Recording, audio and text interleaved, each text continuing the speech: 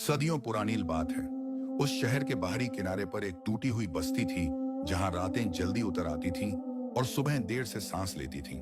उसी बस्ती में एक बेवा औरत रहती थी। उसका नाम फातिमा था। फातिमा की उम्र अभी ज्यादा नहीं थी, मगर जिंदगी ने उसके चेहरे से हर रंग छीन लिया था। उसका शौहर एक मामूली मजदूर था, जो एक दिन काम पर गया और फिर कभी वापस नहीं लौटा। किसी ने कहा वह मलबे में दब गया, किसी ने कहा उसे शहर के अमीरों की लापरवाही निगल गई। मगर फातिमा के लिए सच बस इतना था कि उस रात उसके दरवाजे पर शौहर की आहट नहीं आई और सुबह उसकी दुनिया उजड़ गई। फातिमा उस दिन से अकेली थी। उसके आंगन में एक टूटा खाट, एक कोने में मिट्टी का चूल्हा और दिल में ऐसा सन्नाटा जो चीख चीख कर भी आवाज पैदा न करे। उसके पास एक छोटा सा बेटा था, जिसका नाम यूसुफ था। वही उसकी सांसों का सहारा था। मगर मुसीबत यहीं खत्म नहीं हुई। जिस मकान में वह रहती थी, वह किसी साहूकार की मिल्कियत था। शौहर के मरते ही किराया बढ़ा दिया गया और धमकी दी गई कि अगर पैसे पूरे ना हुए तो फातिमा को उस घर से निकाल दिया जाएगा। फातिमा हर सुबह फजर के बाद उठती, सिर पर पुरानी चादर डालती, बेटे को खड़ाकर अपने सामने बिठाती, उसकी आंखों में देखती और खुद से वादा करती कि जब तक सांस है वह इस बच्चे को भूखा नहीं सोने देगी। मगर दिन ढलते ढलते उसके हाथ खाली रहते।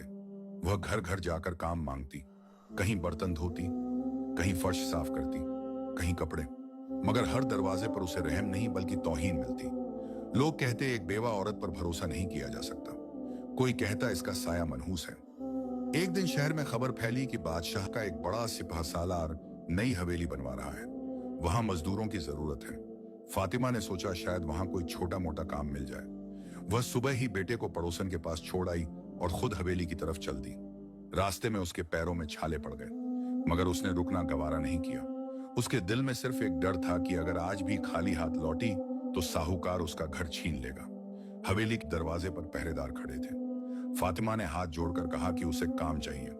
पहरेदार ने ऊपर से नीचे तक देखकर हंस दिया, बोला, यहां काम शरीफ औरतों को नहीं मिलता। फातिमा की रूह कांप गई, मगर उसने खुद को संभाला और कहा कि वह मेहनत से रोटी कमाती है। इस पर पहरेदार ने धक्का दिया। फातिमा जमीन पर गिर पड़ी। उसकी हथेली से खून रिसने लगा, मगर किसी ने मदद नहीं की। वह वहीं बैठी रही। धूप उसके सिर पर आग बनकर बरस रही थी। तभी हवेली के अंदर से एक आदमी निकला। उसकी पोशाक रेशमी थी, आंखों में घमंड। वही सिपह सालार था। उसने पूछा, यह औरत यहां क्यों बैठी है? पहरेदार ने सारी बात बताई। सिपह सालार ने फातिमा की तरफ देखा और कहा, अगर इसे काम चाहिए तो मेरी हवेली में झाड़ू लगा सकती है, मगर बदले में इसे हर दिन मेरी बात सुननी होगी। फातिमा समझ गई कि यह काम सिर्फ काम नहीं है, मगर उसके सामने कोई और रास्ता भी नहीं था। उसने सिर झुका लिया। उसी पल उसने अपने दिल में अल्लाह को गवाह बनाया कि वह अपने ईमान का सौदा नहीं करेगी, चाहे कीमत कुछ भी हो। शाम तक वह हवेली में झाड़ू लगाती रही। उसके हाथ कांपते रहे, उसकी नजरें झुकी रहीं। सिपह सालार बार बार उसके पास से गुजरता और तंज भरी निगाहों से देखता। फातिमा का दिल डर से भर गया, मगर वह खामोश रही। जब काम खत्म हुआ तो उसे चंद सिक्के दिए गए। वही सिक्के उसके लिए किसी खजाने से कम नहीं थे। वह उन्हें मुट्ठी में दबाकर भागती हुई घर लौटी। बेटे को सीने से लगाया, उसे रोटी खिलाई, मगर उस रात उसकी आंखों में नींद नहीं थी। उसे महसूस हो रहा था कि आज उसने जो दरवाजा खोला है वह सिर्फ रोजी का नहीं, बल्कि एक बहुत बड़े इम्तिहान का दरवाजा है।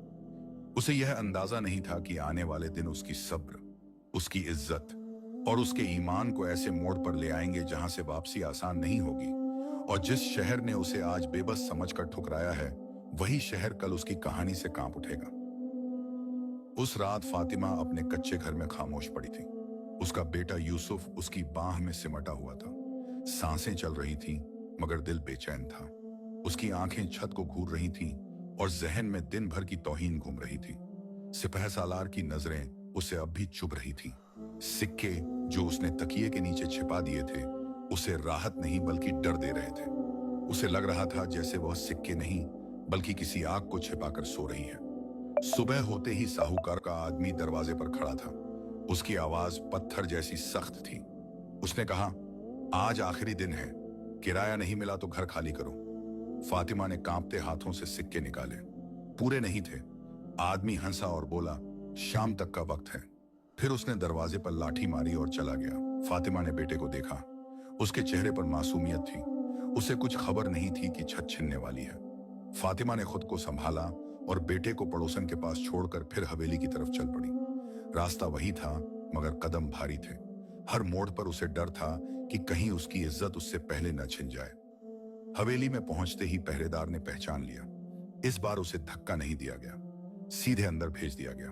सिपहसालार पहले से वहां मौजूद था। उसकी आवाज में मिठास थी, मगर आंखों में जहर। उसने कहा, आज देर तक काम रहेगा। फातिमा ने बिना कुछ बोले झाड़ू उठाई। वह जानती थी कि जवाब देने से उसका नुकसान ही होगा। काम करते करते दोपहर ढल गई। फातिमा के हाथों में छाले फट गए। पसीना उसकी आंखों में गिर रहा था, मगर उसने झाड़ू नहीं छोड़ी। तभी सिपहसालार ने उसे पास बुलाया। फातिमा का दिल जोर से धड़कने लगा। उसने सिर झुका लिया। सिपहसालार ने कहा, अगर तू चाहे तो यह मेहनत खत्म हो सकती है। तुझे रोज के सिक्कों के लिए यूं जिल्लत नहीं उठानी।